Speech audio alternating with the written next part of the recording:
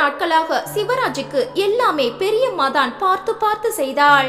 கஸ்தூரி வழக்கம் போல ஆபீஸுக்கு போய்க் கொண்டிருந்தாள். பானு அன்று இரவு பேசிய பிறகு மறுநாள் கஸ்தூரி ஆபீஸுக்கு லீவு போட்டு விட்டாள். காலை சீக்கிரமே எழுந்து குளித்து அடுப்பை மூட்டி பாலை காய்ச்சினாள். தைலா எழுந்து வந்தாள். கஸ்தூரி, நீ எதுக்கு வேலை செய்யற? இது என் வீடு இல்லையா? எனக்கு உரிமை இல்லையா? மனதிற்குள் ஒரு கோபம் புறப்பட்டது. கஷ்டப்பட்டு அடக்கி கொண்டாள். அவருக்கு காஃபி போடுறேன்கா. அதை நான் பார்த்துப்பேன். அவருக்கு சக்கரை அளவா போடணும், டிகாசன் தூக்கலா இருக்கணும். உனக்கு பதம் தெரியாது. அடிப்பாவி, என் புருஷனுக்கு காஃபி போட உன்கிட்ட பயிற்சி எடுத்துக்கணுமா?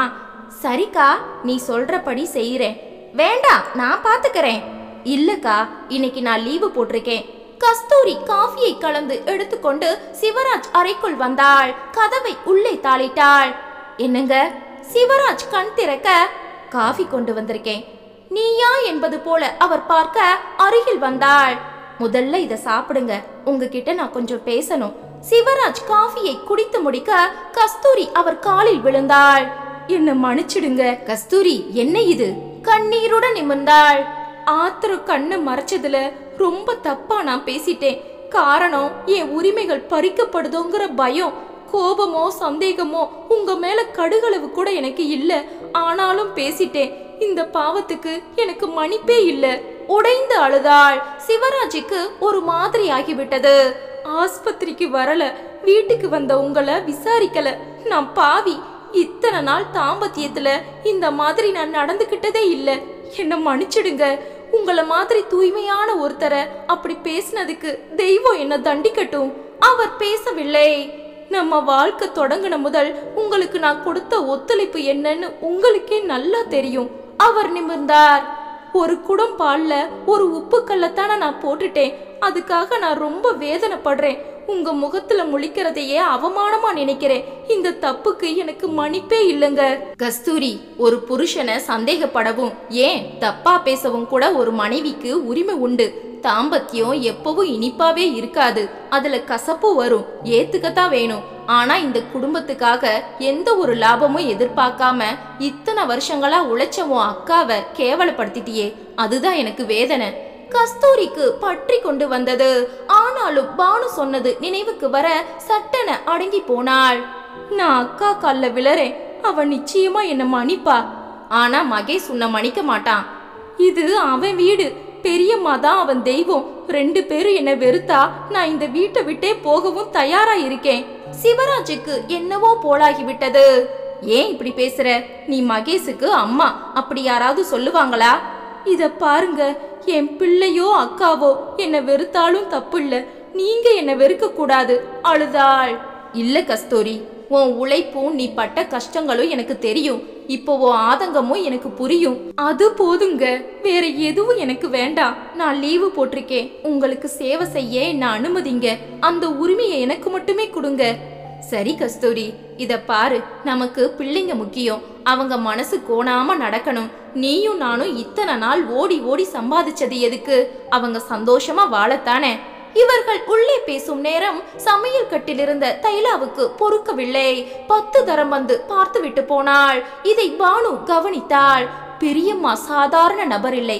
அம்மா சொல்வது போல விஷம்தான். தன் ஆட்சியை தக்க வைத்துக் கொள்ள எந்த எல்லைக்கும் போவாள். 1 மணி நேரம் கழித்து கஸ்தூரி வெளியே வந்தாள். அக்கா, அவருக்கு டிஃபன் பண்ணி கொடுக்கணும். இட்லி மாவு இருக்கா? இல்ல, அரைக்கல. வேற ஏதாவது செஞ்சு கொடு. என்ன அதிகம் சேர்க்க கூடாது. சுக்கா ரொட்டி பண்ணி தர்றேனா? நான் செஞ்சுக்கிறேன்க்கா.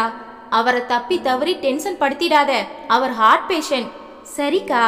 கஸ்தூரி சண்டையே போடாமல் அவருக்கு டிஃபன் தயாரித்து எடுத்து வந்தாள். பக்கத்தில் இருந்து சாப்பிட வைத்தாள். மருந்து கொடுத்தாள். சகலமும் பெரியம்மா கவனித்துக் கொண்டிருந்தாள். கஸ்தூரி சமையல் கட்டில் இருந்த நேரம் மெதுவாக சிவராஜ் அறைக்குள் தைலா வந்தாள். சாப்பிட்டாச்சா? ஆச்சு. இப்பதான் புத்தி வந்து உங்களுக்கு சேவை செய்ய ஆரம்பிச்சிருக்கா. நான் தான் நல்லா சொன்னேன். நாக்க புடுங்குற மாதிரி கேட்டேன். புருஷனை மதிக்க கத்துக்கோன்னு சொன்னேன். என்கிட்ட சண்டை போட்டா. அப்புறமா அவளே வந்திருக்கா. ஏதாவது தப்பா அவ பேசினாலும் பொருட்படுத்தாதீங்க. என் தங்கச்சிக்காக நான் மன்னிப்பு கேட்டுக்கிறேன். இல்ல, கஸ்தூரி கோபப்படல, சண்டை போடல, மன்னிப்பு தான் கேட்டா. வருத்தப்பட்டா. பாவம், தெரியாம பேசிட்டா. நான் அதை பெருசா எடுத்துக்கல. அவளும் இத்தனை காலம் மாடா உழைச்சிருக்கா, மனுஷி தானே, நாக்கு தவறி பேசிட்டா, உணர்ந்துட்டா, நானும் மன்னிச்சிட்டேன். கதவோரம் நின்று காவியா சகலமும் கேட்டாள். சுருக்கென்றது. பெரியம்மா விளையாடுகிறாள். தன்னை தக்க வைத்துக் கொள்ள சகல ஆயுதங்களையும் கையில் எடுக்கிறாள். அம்மா ஆத்திரப்படுவதில் தப்பில்லை, பானுவிடம் பேச வேண்டும். காவியா சடாரண விலகி வெளியே வந்தாள். சமையல் கட்டில் அம்மா மட்டும் இருந்தாள். ஏம்மா, அப்பாவுக்கு சாப்பாடா? ஆமாண்டி. எத்தனை நாள் லீவு போட்டிருக்க? இப்ப 1 வாரம், தேவைப்பட்டா நீடிச்சுக்கலாம். செய்மா, நீ குடும்பத்தை கவனி. நம்ம கிட்ட பணத்துக்கு பஞ்சம் இல்ல, தேவைப்பட்டா வாலண்டரி ரிட்டையர்மெண்ட் கூட வாங்கிடு.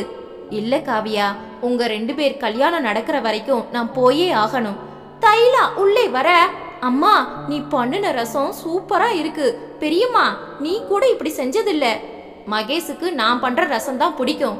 காவியா வெளியே வந்தாள். பானுவை அழைத்து கொண்டு மொட்டை மாடிக்கு வந்தாள். பானு, பெரியம்மா அபாயகரமான லேடி தான், அம்மா சொல்றதுதான் நியாயம். புரியுதுடி காவியா, ஆனா மகேஷ் ஆதரவு அழுத்தமா இருக்கே. அப்பாவை நம்ம பக்கம் இழுக்கணும் பானு. யாரை இழுத்தாலும் மகேஷ் தான் இந்த வீட்டுல முக்கியம். அவன் அப்பாவை மதிப்பான், அவரை விட்டு பேச வைக்கலாம். 1 வாரம் பொறு காவியா, அம்மா பொறுமையா அப்பாவை தன் பக்கம் திருப்பட்டும், அப்புறமா நம்ம களம் இறங்கலாம். அவர்கள் நினைத்தபடியே நடந்தது. கஸ்தூரி ஏறத்தாழ வாய் பேசாமல் தைலாவிடமிருந்து வேலைகளை பறித்து தானே செய்தாள். பொறுப்புகள் மொத்தத்தையும் பலவந்தமாக ஏற்றுக்கொண்டாள். மகேஷ் கவனிக்கும்படியாக அதை செய்தாள்.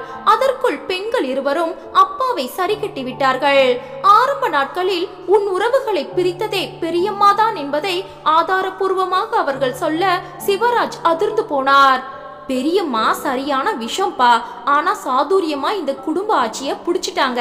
அம்மா முழிச்சுக்கிட்டதே இப்பதான். விவரம் தெரிஞ்சு தன் உரிமைகள் பறிக்கப்பட்டதும் மகேஷ் ஒதுக்குனதும் தாழ முடியாம வெடிச்சிட்டாங்க. பெரியம்மாவை நீங்க ஆதரிச்சதும் ஆத்திரம் எல்லை மீறி அபாண்டமா பேசிட்டாங்க. அதுக்காக அழாத நொடிகளே இல்லப்பா. அம்மாவும் பாவம். இத மகேஷ்க்கு அதுக்கு எப்படியாவது நீங்க தான் கொண்டு போகணும்பா. சிவராஜ் ஆடி போயிருந்தார். அப்பா, பெரியம்மாவை யாரும் வெறுக்கணும்னு இல்ல, அவங்க செஞ்ச சேவைக்கு காலம் முழுக்க அவங்களுக்கு நம்ம குடும்பம் நன்றி கடன் பட்டிருக்கு. ஒருவேளை டிஃபன் சாப்பிட்டதுக்காக ஓட்டலையே விலை கேட்க முடியுமா?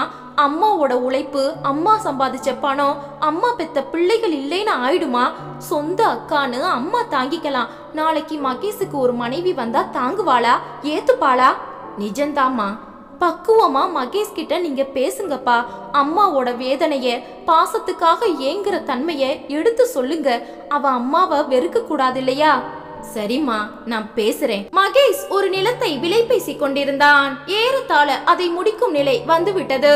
பெரியம்மாவை அழைத்து கொண்டுதான் எல்லா இடங்களுக்கும் சென்றான். அப்பாவிடம் அவ்வப்போது விவரங்களை சொன்னான். அதற்காக மேலும் ஒரு 10 லட்சம் தேவைப்பட்டது. அன்று இரவு அப்பாவிடம் வந்தான். அப்பா, 10 லட்சம் குறையுது, என்ன செய்யலாம்? உங்க அம்மா கிட்ட கேளுப்பா, ஏற்பாடு பண்ணுவா. வேண்டாம்ப்பா, அதுல எனக்கு இஷ்டம் இல்ல. ஏன்? சாரிப்பா, நன்றி கிட்ட உங்க உதவிய நான் நாட போறதில்ல. தப்பு மகேஷ், இந்த மாதிரி நீ பேசுறதே தப்பு. அவ யார்கிட்ட நன்றி கெட்டத்தனமா நடந்தா? பெரியம்மா கிட்ட? இல்லப்பா, அந்த நேரத்துல ஒரு ஆத்திரத்துல பேசிட்டா. அவளுக்கு அக்கா, நமக்கு எல்லாருக்கும் முன்னால வந்த உறவு. அது பேசுற உரிமையும் அவளுக்கு உண்டுப்பா. அவதூறு பேசுற உரிமை யாருக்கும் இல்லப்பா. சரி மகேஷ், உங்க அம்மாவும் எனக்கு சரிக்கு சமமா உழைக்கலைனா இந்த அளவுக்கு நீங்க யாரும் வளர்ந்திருக்கவே முடியாது. உள்ள பெண்களுக்கு மத்தியில நிறைய பாலிடிக்ஸ் உண்டுப்பா. உனக்கு அதெல்லாம் புரியாது. உங்க அம்மா மன்னிக்க முடியாத எந்த ஒரு குற்றத்தையும் செய்யல. இது எங்க ஆரம்பமாச்சு யோசிச்சு பாரு. மகேஷ் மௌனம் சாதிக்க, உனக்கு சாப்பாடு பரிமாற வந்தா. ஒரு தாய்க்கு அந்த ஆசையோ உரிமையோ இருக்க கூடாதா? அதை நீ மறுத்தப்ப அவளால தாங்கிக்க முடியல. உங்க பெரியம்மா இடையில புகுந்து உன்னை பத்தி அவளுக்கு தான் தெரியும்னு சொன்னது தப்பு. தான் உயிரை பணைய வச்சு ஒரு குழந்தைய பெத்துக்கிற தாய்க்கு இணையான உறவு இந்த உலகத்துல எதுவுமே இல்ல.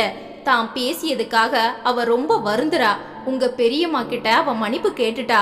அவளை தண்டிக்கிறது மகா பாவம். உழைச்சு சம்பாதிக்கிற நீ பெத்த உன் அம்மாவுக்கும் மரியாதை தரணும். மகேஷ் பேசவில்லை. அம்மா கிட்ட பணத்துக்கு ஏற்பாடு செய்ய சொல்லட்டுமா? ஒரு நாள் அவகாசம் கொடுங்கப்பா. சரிப்பா. மகேஷ் சகலத்தையும் பெரியம்மாவிடம் ஒப்பித்து விட்டான். தைலா கவனமாக கேட்டுக்கொண்டாள். நீ என்ன சொல்ற பெரியம்மா? உங்க அம்மா எந்த ஒரு தப்பையும் செய்யல. ஆத்திரத்துல பேசினாலும் ஆதரிச்ச என் தங்கச்சி அவளை நீயே பேசினாலும் அதை தாங்கிக்க மாட்டேன், புரியுதா? பெரியம்மா, அவளால 10 லட்சம் சுலபமா புரட்ட முடியும்.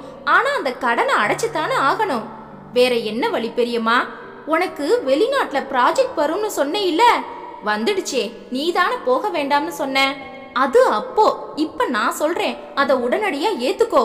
பெரியம்மா, அங்க போனா நீ நிறைய சம்பாதிக்கலாம். இந்த சம்பளத்தை உன் கணக்குல இங்க கிரெடிட் பண்ணுவாங்க இல்லையா, மாசம் 2 லட்சம். ஆமா, 2 வருஷம்னா இதுவே 48 லட்சம்.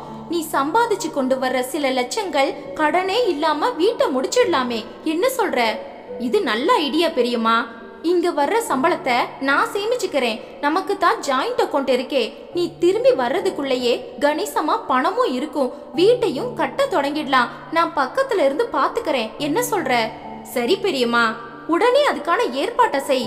மகேஷ் மளமளவன செயலில் இறங்கினான். 10 நாட்களில் அவன் வெளிநாட்டுக்கு செல்ல அனுமதி கிடைத்து விட்டது. அதற்கான விசா போன்ற சங்கதிகளை கம்பெனி கவனித்துக் கொண்டது. மகேஷ் இன்னும் 1 வாரத்தில் விமானம் ஏற வேண்டும் என்ற நிலையில் வீட்டில் இதை அறிவித்தான். சிவராஜ், கஸ்தூரி ஆடி போனார்கள். இந்த முயற்சி எப்ப முதல்? கிட்டத்தட்ட 1 மாசமாப்பா. பெரியம்மாவுக்கு மட்டும் தெரியும். பெரிய வீடு கட்டணும்னா நான் சம்பாதிச்சே ஆகணும். இந்த கம்பெனி வீட்டை விட வேண்டாம். இங்கேயே நீங்க எல்லாரும் இருக்கலாம். இங்குள்ள 2 லட்சம் சம்பளம் பேங்க் கணக்குல வந்துடும். பெரியம்மா அதை எடுத்து வேண்டியதை செய்வாங்க. 2 வருஷம் கழிச்சு நான் திரும்பினதும் கிட்டத்தட்ட வீடு தயாராயிடும். நாம எல்லாரும் குடி போயிடலாம். சகல உரிமைகளையும் பெரியம்மாவிடம் தந்துவிட்டு 10 நாட்களில் விமானம் ஏறிவிட்டான். பெரியம்மா தான் அவனை வழி அனுப்ப முதல் நபராக நின்றாள். விமானம் புறப்பட்டு விட்டது. வீடு திரும்பினார்கள். சிவராஜ் மகா கடுப்பில் இருந்தாள். கஸ்தூரி தைலாவிடம் வந்தாள். போக வேண்டாம்னு நினைச்சவன் ஏன் மனசு மாறினா? நான் தான் போக சொன்னேன். எதுக்கு? நீங்க யாரு? உங்க எல்லாருக்கும் நான் யாரா வேணும்னாலும் இருக்கலாம். ஆனா அவனுக்கு நான் கடவுள், புரியுதா? அதனால எல்லாருமா சேர்ந்து ஒரே நாளையில அவனுக்கு மூளைச்செலவை பண்றத நானும் பார்த்தேன். 10 லட்சம் கடன் வாங்கி கொடுத்து அவனை ஒட்டு மொத்தமா உன் பக்கம் இழுக்க நினைச்சியா? அதுக்கு உன் புருஷன் உடந்தையா? அவன் என் பிள்ளை. அதனால அவன் எப்பவும் என் பக்கம்தான். இங்க அவ இருந்தா எல்லாருமா சேர்ந்து அவனை மாத்திடுவீங்க. அதனால தான் அவனை வெளிநாட்டுக்கு பேக் பண்ணிட்டேன். பல லட்சங்கள் பணமும் கிடைக்கும். புதுசா ஒரு வீடும் அவன் பேர்ல உருவாகும். எனக்கு எதுவும் வேண்டாம். ஆனா அவன் எப்பவும் என் கைக்குள்ளதான் இருப்பான். உன்ன பாய்ந்தாள் கஸ்தூரி. பானு ஆவேசமாகிவிட்டாள். அப்பா, பாத்தீங்களா? இவ எல்லார் குடியையும் கெடுத்துட்டு இப்ப நம்ம குடும்பத்துக்கும் குண்டு வச்சுட்டா. அம்மா கோபம் நியாயமா இல்லையா? அம்மா, இவளை கழுத்தை புடிச்சு வெளியே தள்ளு. காவியா கூச்சலிட பானு ஆவேசமாக நெருங்க. நில்லுங்கடி, என்னை யாரும் இங்க இருந்து அசைக்க முடியாது. கம்பெனி கொடுத்த வீடு இது. மகேஷுக்கு ஒரு போன் போட்டா போதும். கம்பெனி ஆட்கள் வந்து உங்க 4 பேரையும் போலீஸ்ல ஒப்படைப்பாங்க. எப்படி வசதி? போறீங்களா? கஸ்தூரி ஆடி போனாள். கம்பெனியோட உயர் அதிகாரிய பார்த்து நாங்க தான் மகேஷுக்கு அப்பா அம்மான்னு சொல்லுவோம். கஸ்தூரி சொல்லுங்க, மகேஷ் கிட்ட நான் பேசுவேன். மகேஷுக்காகத்தான் இந்த வீடு. அவன் சொல்றதான் கம்பெனி கேட்கும், புரியுதா? அடி பாவி, இத பாருங்க. உங்க 4 பேரையும் விரட்டணும்னு எனக்கு ஆசையே இல்ல. எனக்கு எந்த சொத்தும் வேண்டாம். ஆனா இந்த வீட்டுக்கு நான் தான் தலைவி. ஏன் நிர்வாகம் தான் இங்க. 4 பேரும் விரண்டு போனார்கள். என்ன ஒரு வினோதமான கேரக்டர் இது. பணத்தின் மேல் ஆசை இல்லை. பதவி, தலைமை பொறுப்பை எந்த காரணத்துக்காகவும் விட்டு தரமாட்டாள். பணம் மட்டும் போதுமென்றால் ஏதாவது ஒரு தொகையை தந்து இவளை ஓரம் கட்டி விடுவார்கள். பிறகு சொல் எடுபடாது. பதவி என்று வந்தால் அவள் பேச்சை கேட்டுத்தான் இவர்கள் நடக்க வேண்டும். வினோதமான பெண்மணி. ஆவேசமாக உள்ளே வந்தார் சிவராஜ். கஸ்தூரி, நம்ம பொருட்களை பேக் பண்ணு. நீயும் நானும் இப்பவும் சம்பாதிக்கிறோம். பழைய வீடு சின்னதா இருந்தாலும் நாம கட்டின வீடு. அங்க போயிடலாம், நிம்மதியா இருப்போம். அங்க நீதான் ராணி. ஓன் நிர்வாகம் தான் நடக்கும். கடன் வாங்கியாவது நம்ம பெண்கள் கல்யாணத்தை நம்ம நடத்தலாம். இங்க மானங்கெட்ட பொழப்பு நமக்கு வேண்டாம். இல்லைங்க, நான் வரல. ஏன்? என் மகனை நான் விட்டு தர தயாரா இல்ல. உன் மகன் எப்பவுமே உன் பக்கம் இல்ல. இப்ப இந்த நாட்டிலேயே இல்ல. என்ன பேசுற நீ? பரவாயில்லங்க, நீங்க புரிஞ்சுக்கங்க. நாம விட்டுட்டு போனா நமக்கும் அவனுக்கும் உள்ள இடைவெளி அதிகமாகும். இங்கிருந்தே இவ போட்டு கொடுத்து அதை அதிகமாக்குவா. அவனும் நம்புவான். சரிம்மா, எப்பவுமே அதுதானே நடக்க போகுது. இல்லைங்க, பூனை கண்களை மூடுனா உலகம் இருண்டு போகுமா? 2 வருஷங்கள் அவன் நம்ம கூட இல்லைன்னா அவனை பெத்தவங்க நாம இல்லைன்னு ஆயிடுமா? இதுவும் அவ வீடு, நமக்கு உரிமை உண்டு. அவதான ஆட்சி நடத்துவா, அவ சம்பளத்துல நடத்தட்டும். நம்முடையத அவளால பறிக்க முடியாது இல்லையா? அவன் பணத்துல நாம வாழ்வோம், நம்முடையத சேமிப்போம். அவ சொல்றத கேட்டே நம்ம வாழலாம். அவளை தலைவின்னு நாம ஏத்துக்கிட்டா அவ சண்டை போட மாட்டா, ஏத்துப்போம். 2 வருஷம் பல்ல கடிச்சுக்கிட்டு வாழலாம், நமக்கும் விடியும். 2 பொண்ணுங்களை கரையேத்துற வரைக்கும் புத்தியா இருக்கணுங்க. அப்பாவும் பெண்களும் புருவம் உயர்த்தினார்கள். ஆத்திரப்படும் அம்மாவுக்கு எங்கிருந்து இத்தனை விவேகம் வந்தது? கஸ்தூரி சொன்னதை கடைபிடித்தாள், செயலில் காட்டினாள். 2 வருட காலம் தைலாவின் பேயாட்டத்தை அந்த குடும்பமே தாங்கிக் கொண்டது. தன் வீடு தன் பிள்ளை என்பது போல பாவித்து அராஜகத்தின் உச்சிக்கே போனாள் பெரியம்மா. இவர்களை ஆட்டி வைத்தாள். ஒரு பக்கம் வீடு கட்டும் பணி வேகமாக நடந்தது. கம்பெனி ஆட்களில் 4 பேரை வைத்துக் கொண்டு தைலா சகலமும் மேற்பார்வையிட்டாள். சிவராஜுக்கு வயிறு எரிந்தது. குமுறி விட்டார் கஸ்தூரியிடம். அப்பா, நான் இருக்கேன், இதெல்லாம் நான் பாத்துக்க மாட்டேனா? பொறுங்க, கொஞ்ச நாள்ல எல்லாத்துக்கும் ஒரு முடிவு வரும். நீ எந்த தைரியத்துல இப்படி பேசுற கஸ்தூரி? அவ வந்ததும் அவ பக்கம்தான் பேச போறான். இப்பவே அவ கூட அவ எப்ப பேசுறான், என்ன பேசுறான்னு தெரியலையே. சரிங்க, மாசம் ஒரு தடவை நம்ம எல்லார்கிட்டையும் பேசுறான், நல்லா தானே பேசுறான், அது போதும், விடுங்க. தைலா இவர்கள் சம்பளத்துக்கும் கணக்கு கேட்டால். சிவராஜ் முகத்தில் அடித்து விட்டார். எங்க விஷயத்துல நீ மூக்க நுழைக்காத, அத நாங்க பாத்துக்கிறோம். இதோ பானுவுக்கு நல்ல வரன் ஒன்று வந்து விட்டது. தைலாவிடம் கலக்காமல் இவர்களே முடிவு செய்ய. பணத்துக்கு என்ன செய்வீங்க? நாங்க கடன் வாங்கிக்கிறோம். என்கிட்ட சொல்லிட்டு செஞ்சா மகேஷ விட்டே நான் செய்ய சொல்லுவேன். தேவையில்லை, எங்க பொண்ணுக்கு நாங்க செஞ்சுப்போம், கடன் வாங்கினாலும் தப்பு இல்ல. பல அராஜகங்கள், அவஸ்தைகள். அப்பாவும் பெண்களும் பொறுமை இழந்தார்கள். ஆனால் கஸ்தூரி மட்டும் கொஞ்சம் கூட பொறுமை இழக்கவே இல்லை. தைலாவே ஆச்சரியப்பட்டாள். பல சமயம் தைலா தூக்கி எறிந்தும் கஸ்தூரி எதிர்த்து கூட பேசவில்லை. ஏன் இந்த பொறுமை என இவர்களுக்கு காரணமே புரியவில்லை. காத்திருந்த 2 வருடங்களும் முடிந்து விட்டன. காலை முதலே வீடு பரபரப்பாக இருந்தது. அதிகாலை 4 மணிக்கே மொத்த வீடும் விழித்து கொண்டது. தைலா பரபரப்பின் உச்சத்தில் இருந்தாள். வீட்டில் இருப்பவர்களை எல்லாம் ஆட்டி வைத்தாள். 2 வருட உத்தியோக பயிற்சிக்கு பிறகு இதோ இன்று இந்தியாவுக்கு வரப்போகிறான். பெரியம்மா உற்சாகத்தின் உச்சத்தில் இருந்தாள். நினைத்ததை விட வீடு சீக்கிரமே முடியும் நிலைக்கு வந்துவிட்டது. கோடிகளை விழுங்கிய பெரிய வீடு, உள்ளே சகல வசதிகளும் அடங்கிய ஒரு மினி சொர்க்கம். தைலா தவிர யாரும் கட்டப்படும் வீட்டை போய்கூட பார்க்கவில்லை. பெரியம்மா கொடிகட்டி பறந்து கொண்டிருந்தாள். காலை விமான நிலையத்துக்கு புறப்பட வேண்டும். கார் வந்து வாசலில் நின்றது. தைலா மட்டும் புறப்பட்டாள். இவர்கள் யாரையும் அழைக்கவில்லை. பெரிய மாலைகளுடன் பெரியம்மா புறப்பட்டு விட்டாள். கம்பெனி ஆட்கள் நேரடியாக விமான நிலையத்துக்கு வந்து விட்டார்கள். வீட்டுக்குள் பானு புழுங்கிக் கொண்டிருந்தாள். ஏம்மா நீ போகல? அவ அனுமதி வேணுமா? சிவராஜ் குறுக்கிட்டார். போய் என்னமா லாபம்? அவன் நம்மளை யாரையும் மதிக்க போறதில்ல. அவன் வந்ததும் இவளோட ஆட்டம் உச்சக்கட்டத்தை எட்டும். கஸ்தூரி, நாளைக்கே நம்ம வீட்டுக்கு நம்ம போயிடலாம், இனி இருக்க வேண்டாம். இல்லைங்க, இத்தனை நாள் பொறுத்தாச்சு, இன்னும் கொஞ்சம் சகிச்சுக்க கூடாதா? எதுக்கு? நீ எதை எதிர்பார்க்கிற? பெத்த வயிறு பேசுதுங்க, அது உங்க காதுக்கு கேட்காது. அம்மா, நீ பேசுறதே புரியல. அங்கே விமானம் வந்து விட்டது. மகேஷ் தன் செக்யூரிட்டி பரிசோதனைகளை முடித்துவிட்டு வெளியே வர பெரியம்மாவும் கம்பெனி ஆட்களும் காத்திருக்க மகேஷ் மட்டும் வரவில்லை. அவனை உரசியபடி அழகான ஒரு பெண் வெள்ளை வெளேர் என்று பொம்மை போல பாப் செய்த தலையுடன் லேசான பூனை விழிகளுடன் உள்ளே வந்தாள். மகேஷும் அவள் தோளில் கை போட்டபடி நடந்து வந்தான். நெருங்கி விட்டார்கள். பெரியம்மா. பெரியம்மா மலர்ந்து சிரித்தாள். டாலி, இது என் பெரியம்மா. ஆங்கிலத்தில் அறிமுகப்படுத்த, ஹாய் பெரியம்மா. அவள் கை குலுக்கினாள். கம்பெனி அதிகாரிகள் மகேஷுக்கு மாலை போட்டு பொக்கே தந்து மரியாதை செய்ய கார் காத்திருக்க பெரியம்மா நுழைய மகேஷுடன் டாலியும் காருக்குள் நுழைந்தாள். இந்த பொண்ணு யாருப்பா? டாலி நம்ம கூட தான் இருப்பா பெரியம்மா. பெரியம்மாவின் முகம் மாறிவிட்டது. மகேஷும் கார் பயணத்தின் போது பெரியம்மாவை மதிக்காமல் டாலியுடன் பேசிக்கொண்டே வந்தான். பெரியம்மாவுக்கு சுத்தமாக எரிச்சலாக வந்தது. இவள் யார்? எதுக்காக நம்ம வீட்டுல தங்கணும்? ஒருவேளை கல்யாணம் பண்ணிக்கிட்டாலோ? திக்கன்றது. போனில் சொல்லவே இல்லையே. மகேஷ், இவளை பத்தி போன்ல எதுவும் என்கிட்ட சொல்லவே இல்லையே. வீட்ல வந்து சொல்றேன் பெரியம்மா. கார் வீட்டை அடைய கஸ்தூரி ஆரத்தி தட்டுடன் தயாராக நின்றாள். மூவரும் இறங்கினார்கள். தைலா ஓடி வந்து அந்த ஆரத்தி தட்டை வாங்கி கொண்டாள். மகேஷ், நீ வந்து நில்லு. டாலி, நீயும் வா. அவ எதுக்கு? உன் ஃப்ரெண்டு தானே, நீ மட்டும் வந்து நில்லு. சிவராஜ், கஸ்தூரி சகோதரிகள் ஒதுங்கி நிற்க டாலி முன்னால் வந்தாள். மகேஷ், உங்க அம்மா எங்க? அழகான தமிழில் பளிச்சென கேட்க பெரியம்மா ஆடி போனாள். இதோ இங்க இருக்காங்க. மகேஷ் சுட்டி காட்ட, எதுக்கு நீங்க ஒதுங்கி நிக்கிறீங்க? இவரை பெத்தது நீங்க தானே, நீங்க வந்து இவருக்கு ஆரத்தி எடுங்க, வாங்க. பெரியம்மா பேயரை பட்டாள். வாமா, டாலி தான் சொல்றாளே, நீ வந்து ஆரத்தி எடு. கஸ்தூரி வந்து தைலாவிடம் இருந்து தட்டை வாங்கி கொண்டாள். ஆரத்தி எடுக்க முன்னால் வந்தாள். டாலி ஒதுங்கி நிற்க, டாலி நீயும் வா, அவன் பக்கத்துல நில்லு.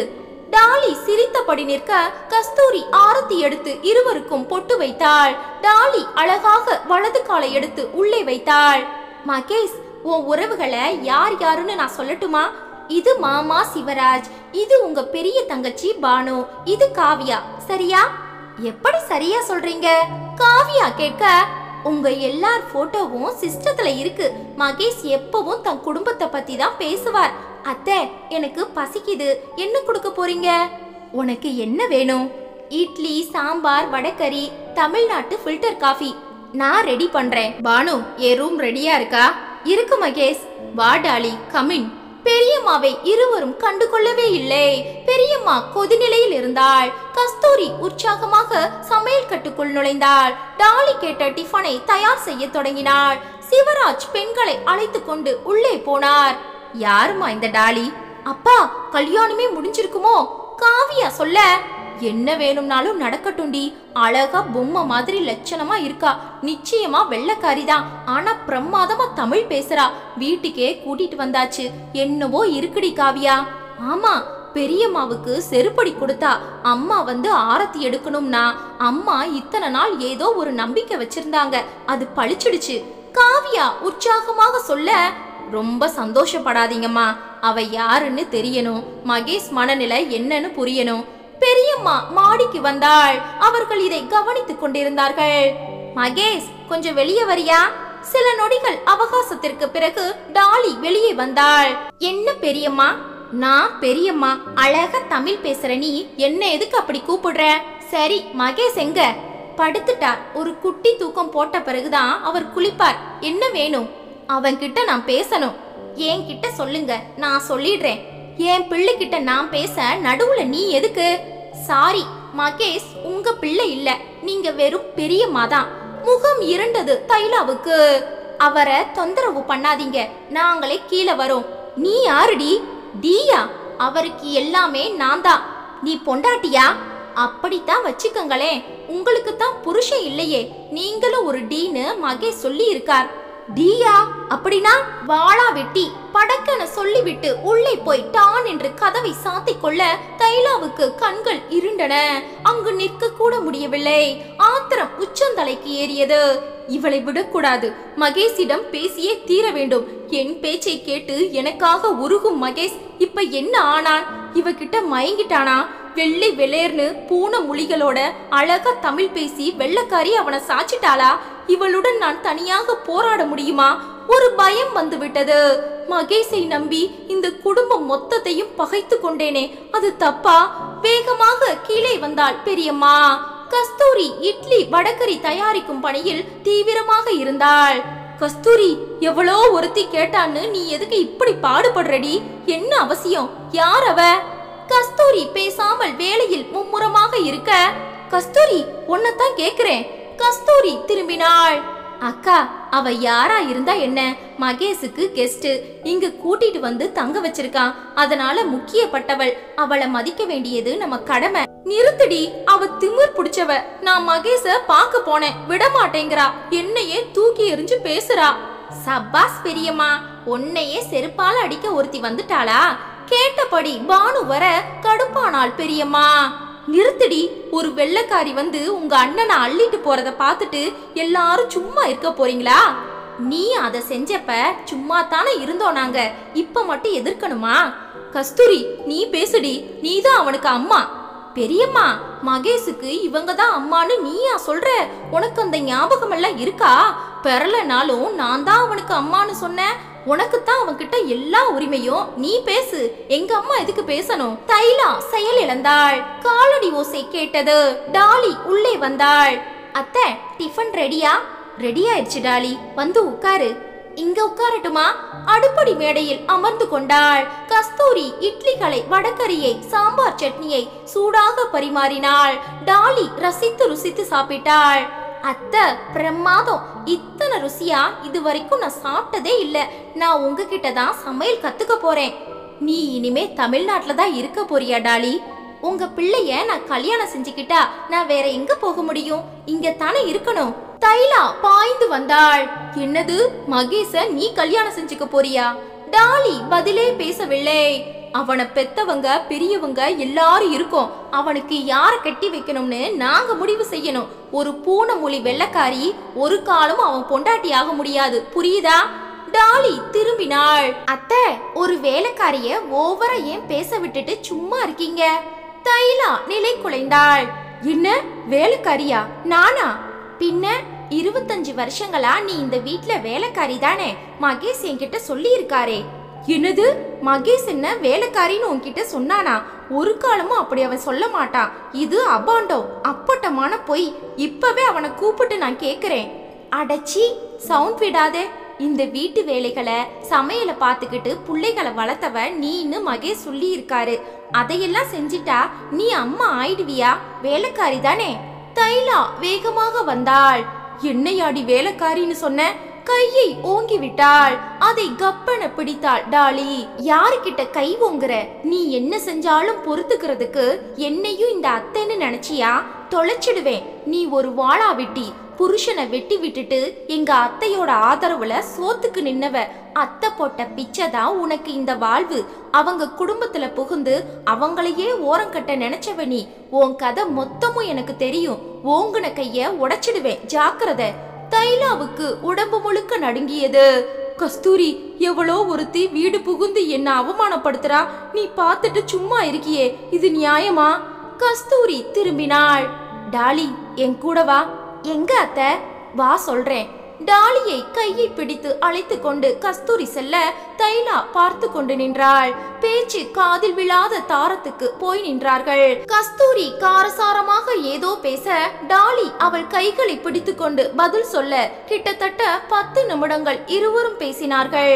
பிறகு கஸ்தூரியை கையை பிடித்து டாலி மாடிக்கு அழைத்து சென்றாள். மகேஷ் இருந்த அறைக்குள் இருவரும் நுழைந்து கதவை சாத்தி கொண்டார்கள். பானுவிடம் பதட்டமாக வந்தாள் தைலா. 2 பேரும் மகேஷ் ரூம்குள்ள போய் என்னடி பேச போறாங்க? அத பத்தி நமக்கு எதுக்கு பெரியம்மா கவலை? ஒன்னு அம்மா, அடுத்தது தாலி கட்டிக்க போறவ, நடுவுல நீயும் நானும் யாரு? நிறுத்தடி, மகேஷ் நான் கிழிச்ச கோட்டை தாண்ட மாட்டான். அதான் இனி நீ கோட்டை மட்டும் இல்ல, சட்டை பேண்ட் எல்லாத்தையும் கிழிச்சுக்கலாம். நக்கலாடி. 2 வருஷமா நீ நடத்தின அராஜக தற்பாருக்கு கடவுளா பார்த்து ஒரு பிரதிநிதியா அனுப்பி இருக்கார். இது தேவைதான். அக்கிரமங்கள் உச்சத்தை அடையும் போது நான் நிச்சயமா அவதரிப்பேன்னு பகவான் சொல்லி இருக்காரே கீதையில. சொல்லிவிட்டு பானு நடந்தாள். சிவராஜ் காவியா சகலத்தையும் பார்த்து கொண்டு நின்றார்கள். சிவராஜ் அருகில் வந்தார். 2 வருஷமா உங்க அம்மா ஏதோ ஒரு நம்பிக்கையில இருந்தா. பெத்த வயிறுக்கு தான் தெரியும்னு சொன்னா. அப்ப அவ சொன்னது நமக்கு புரியல, இப்ப புரியுது. ஆமாம்பா, ஆனா யார் இந்த டாலின்னு தெரியல. எல்லாத்தையும் புட்டு புட்டு வைக்கிறா. ஆனா காவியா, இதுல ஏதோ ஒரு உள்குத்து இருக்கு. அது என்னன்னு புரியல. மகேஷ் குளித்து முடித்து வெளியே வந்தான். தைலா ஓடி வந்தாள். உனக்கு சூடா தோசை ஊத்தி தர்றேன். அவர் தோசையெல்லாம் சாப்பிடுறதில்ல. காலையில வெறும் கார்ன்ஃபிளாக்ஸ் தான் பால்ல போட்டு குடிப்பார். அத்தை, அதை கொடுங்க. அவனுக்கு அது பிடிக்காதே. அவருக்கு எது பிடிக்கும்னு எனக்கு தெரியும். அவரை பெத்த அம்மாவே பேசல, நீங்க யாரு? கஸ்தூரி எடுத்து வந்தாள். மகேஷ், எவ்வளோ ஒருத்தி என்னை இப்படி பேசுறா. நீ பார்த்துட்டு நிக்கிற. என்னடா ஆச்சு உனக்கு? பெரியம்மாவ கடவுள்னு சொன்ன நீயா இப்படி இருக்க? என்னை இவ எப்படி எல்லாம் அவமானப்படுத்துறா தெரியுமா? தாங்களடா மகேஷ், உங்க அம்மா பேசினாலே பொறுத்துக்க மாட்ட. இப்ப என்னடா ஆச்சு உனக்கு? இவ உன்னை மாத்திட்டாளா? தைலா அழ தொடங்கினாள். மகேஷ், சீக்கிரம் சாப்பிட்டு வா, ஓ வீட்டை பார்த்துட்டு வந்துடலாம். நானும் வரேன். நீங்க எதுக்கு? அத்தை மாமா வரட்டும். அவங்களுக்கு எதுவும் தெரியாது. அந்த வீட்டை நான் தான் பார்த்து பார்த்து கட்டிட்டு வர்றேன். ஏன், நீ சித்தாளா இல்ல மேஸ்திரியா? பானு சிரித்து விட்டாள். மகேஷ், ஏண்டா பேச மாட்டேங்கிற? பெரியம்மா, அவதான் சொல்லிட்டா இல்ல, விட்டுரு. மகேஷ் உள்நோக்கி நடக்க தைலா உடைந்து போனாள். அவள் பின்னாலே ஓட, நில்லு, எங்க போற? நான் என் பிள்ளை கிட்ட பேசணும். இங்க உன் பிள்ளைங்க யாரும் இல்ல. என்னை தாண்டி அவர் உன்கிட்ட பேச மாட்டார், புரியுதா? பேசுவான், அவன் என்கிட்ட பேசித்தான் ஆகணும். பேசாம நான் விட மாட்டேன், போடி அந்த பக்கம். தைலா டாலியை பிடித்து தள்ளிவிட டாலி விழப்போக கஸ்தூரி தாங்கி பிடித்தாள். மகேஷ் பார்த்து விட்டான், வேகமாக வந்தான். என்ன பெரியமா இது? நீ மனுஷியா இல்ல மிருகமா? அவளை பிடிச்சு தள்ளி விடுற. அவளுக்கு படக்கூடாத இடத்துல பட்டு ஏதாவது ஒன்னு ஆச்சுன்னா நீ பதில் சொல்லுவியா? அவ கண்டபடி பேசுறாடா. டாலி சுதாரித்து எழுந்தாள். மகேஷ், இந்த வேலைக்காரி கிட்ட என்ன பேச்சு? சீக்கிரம் வாங்க, நாம வந்த வேலையை கவனிக்கலாம். அத்தை, புறப்படுங்க. கொஞ்ச நேரத்தில் 4 பேரும் புறப்பட்டு போக தைலாவுக்கு உடம்பு முழுக்க தீப்பற்றி கொண்டது. பாவி சண்டாளி, நான் மூடி மூடி வளர்த்த பிள்ளைய, என் மடிய விட்டு இறங்காத மகேச, 25 வருஷமா என்னை இதயத்துக்குள்ள வச்சிருந்த மகனை 2 வருஷத்துல தட்டி பறிச்சிட்டாளே. அவ உருப்படுவாளா? என் வயிறு எரியுது. அவ நாசமா போகணும். என் மகேச நான் விட்டு தர மாட்டேன். இந்த பூனைமொழிக்காரிக்கு தரவே மாட்டேன். பானுவும் காவியாவும் மௌனமாக நிற்க, பாருங்கடி, நீங்க யாருமே தட்டி கேட்க மாட்டீங்களா? உங்களை எல்லாம் நான் ஆளாக்கலையா? எனக்குன்னு எதையாவது எதிர்பார்த்தனா? இந்த குடும்பம் என் குடும்பம். நீங்க 3 பேரும் என் பிள்ளைங்கன்னு தானே நினைச்சேன். என்னையே இந்த குடும்பத்துல நான் அர்ப்பணிச்சது பொய்யா? எவ்வளோ ஒருத்தி வந்து என்னை தூக்கி போட்டுட்டாளே, இது தர்மமா? மௌனம் தொடர்ந்து இருக்க, தப்புதான். கஸ்தூரி அவனை பெத்த தாய். 10 மாசம் சுமந்து பெத்தா. ஓடி ஓடி சம்பாதிச்சா. இந்த குடும்பத்துக்காக ஓடா தேஞ்சா. என்ன முழுக்க நம்பி நீதான் எல்லாம்னு ஒப்படைச்சா.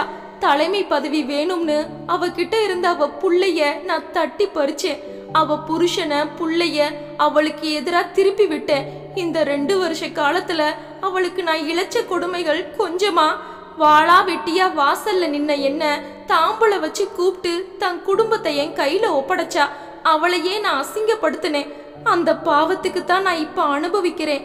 கஸ்தூரி கால்ல விழுந்து நான் கதறினா என்ன அவ மன்னிப்பாளா? புலம்பி புலம்பி பெரியம்மா அழத் தொடங்கினாள். பானுவும் காவியாவும் ஒருவரையொருவர் பார்த்து கொள்ள பெரியம்மா ஓடி வந்து அவர்களது கைகளை பிடித்து கொண்டாள். அந்த டாலி என்ன வீட்டை விட்டு விரட்ட கூட தயங்க மாட்டா. நீங்க 2 பேரும் நான் வளர்த்த பிள்ளைங்க இல்லையா? என்ன கைவிட்டுறாதீங்க. உங்க அம்மா கிட்ட எனக்காக பேசுங்கடி கண்ணுங்களா. இந்த பெரியம்மாவை பிச்சைக்காரி ஆக்கிடாதீங்க, கதறினாள். அதே நேரம் அங்கே தன் பூனை விழி லென்ஸை உதறி எடுத்தாள் காயத்ரி என்ற டாலி. வீட்டில் நடந்ததை பானுவும் காவியாவும் வந்து சகலமும் சொல்ல, போதும் காயத்ரி, இனிமேலும் அக்காவை தண்டிக்கணுமா? கஸ்தூரி கேட்க, கஸ்தூரி, காயத்ரின்னு கூப்பிடுற, உனக்கு இவள தெரியுமா? சிவராஜ் கேட்க, மகேஷோட கம்பெனி மேனேஜர் 6ஆம் முதன் மகள் தான் இந்த காயத்ரி. அக்காவோட அராஜகம் தாங்காம நான் ஒரு நாள் அவர்கிட்ட போய் அழுதப்ப இவ கூடவே இருந்தா. மகேஷ் கிட்ட இவளுக்கு ஒரு நல்ல அபிப்பிராயம் இருந்தது. அப்புறமா இவளும் லண்டன் போனா. எல்லாத்தையும் மகேஷ் கிட்ட சொன்னா. இங்க அக்கா பேசுற பேச்சுக்களை ரெக்கார்ட் பண்ணி சில சமயம் ரகசிய கேமரா மூலம் படம் பிடிச்சு நான் தான் காயத்ரிக்கு அனுப்புனேன். அதுக்கான ஏற்பாடுகளை அவ அப்பா இங்க எனக்கு செஞ்சு தந்தார். சகலமும் மகேஷுக்கு தெரிவிக்கப்பட அவன் தப்பு எங்க இருக்குன்னு புரிஞ்சுக்கிட்டான். கஸ்தூரி, நீ இத்தனை பெரிய புத்திசாலியா? சிவராஜ் கேட்க, அத்தையும் படிச்சவங்க, வேலை பாக்குறவங்க, சாதுரியமா சாதிச்சிட்டாங்க. மகேஷ் முன்னால் வந்தான். என்னை எல்லாரும் மன்னிச்சிடுங்க, நான் உன்னை ரொம்ப நோகடிச்சிட்டேமா. மகேஷ் மன்னிப்பு கேட்க கஸ்தூரி அவனை பாசத்துடன் அணைத்து கொண்டாள். இப்ப அக்காவை திருத்தினது போதும். அவளும் குடும்பத்துக்காக நிறைய உழைச்சிருக்கா. அவ இல்லைனா நீங்க யாரும் இந்த அளவுக்கு வளர்ந்திருக்க முடியாது. அவளை தண்டிச்சது போதும் காயத்ரி. இல்ல அத்தை, ஒரு நாள் தண்டனை போதாது. நானும் காயத்ரியா இல்லாம கொஞ்ச நாள் டாலியாவே இருக்கேன். மகேஷ் பெரியம்மாவை விட்டு விலகியே நிக்கட்டும். உங்களை 2 வருஷம் படுத்தின பாட்டுக்கு 2 மாசமாவது அனுபவிக்க வேண்டாமா? பானு கல்யாணம் நிச்சயமான பிறகுதான் எங்க கல்யாணம். அத்தை, உங்க பாரங்களை சுமக்க நான் வந்துட்டேன், கவலையே படாதீங்க. ஆமாம்மா, என்னைக்கும் நம்ம குடும்பத்துல பாசத்துக்கு தான் மரியாதை. மகேஷ் சொல்ல சிவராஜ் கஸ்தூரி இருவரும் ஆனந்த கண்ணீர் பொங்க அவர்களை பெருமிதத்துடன் பார்த்தார்கள்.